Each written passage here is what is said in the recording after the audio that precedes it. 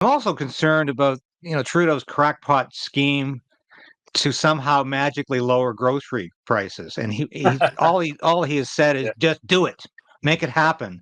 And when he first said that, my mind went back to his father's wage and price controls of 1974, an Mhm. issue he actually flip-flopped on. He ran in the 74 election against Bob Stanfield, the progressive conservative leader at the time, saying he would never institute wage and price controls, and Yeah. famously or infamously, upon winning re-election, he was in a minority position, he went to a huge majority. He immediately instituted wage and price controls, and they were catastrophic, as they were everywhere. Yeah. But Trudeau doesn't even seem to have that much of a plan. He's telling grocery stores, okay, go back to the drawing board and come up with a plan for me that is going to lower grocery store prices. Now, my concern, first of all, is that when you artificially lower prices like that, you end up with scarcity in the grocery stores. We already saw that during COVID. I don't know how many times I walked into a local grocery store or Walmart and the shelves were empty. I think we could see that times 100 if we start artificially lowering the grocery store prices. We could have another Venezuela here. But what concerns me even more than that is the grocery stores, if they're forced to reduce their profit levels, they'll pass that on to the farmers. And they'll say, okay, can't afford to pay you that anymore. We're going to cut the price in half. Do you think that could happen? Oh, absolutely. And as I said earlier on, we import 50% of what we consume. And do you think he's going to put price controls in on all the countries we import from? He can't.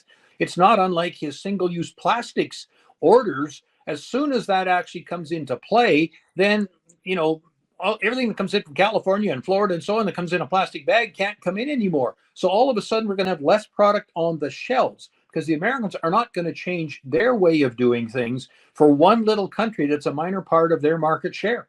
So it's going to shrink. There's no doubt about it. Our shelves are going to be empty and the prices have to go up because the overhead costs of those stores, all that handling, all that transportation is still there. In fact, it's gone up because there's carbon tax and regulations at every level that add to that final price. So this is really a vicious cycle for Yeah, farmers. They're going to be but it's a downward producing spiral less, producing less with less fertilizer, and getting less money for the crop they produce with higher inputs. with higher inputs. Exactly.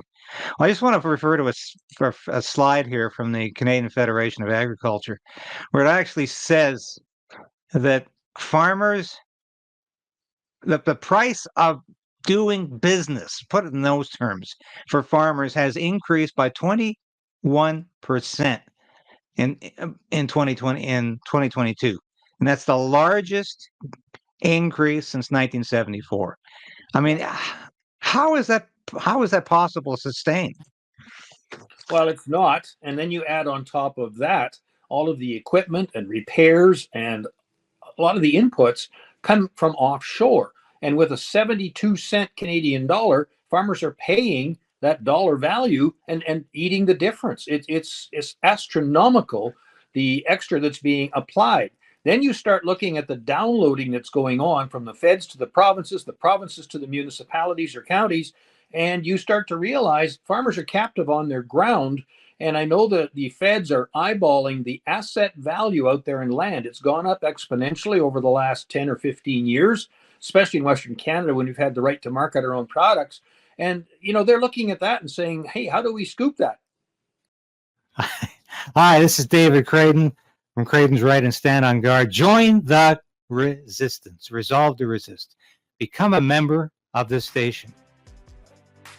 I've been practicing journalism in one form or another for over 30 years. I've worked in print, radio, and television for a lot of prestigious publications and media outlets. I was an Armed Forces Public Affairs officer.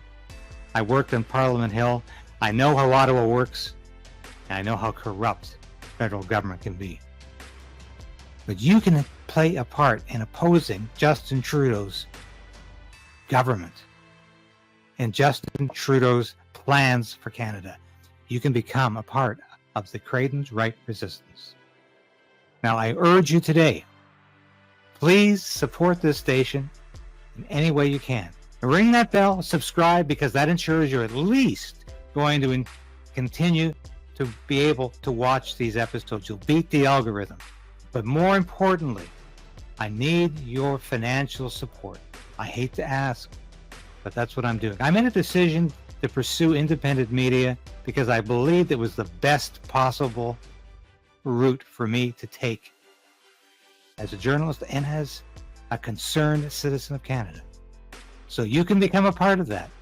And at only $5, you can become a part of that on YouTube, on Substack, and with Buy Me a Coffee, a one-time donation. But I need your support. And from the bottom of my heart, I thank you.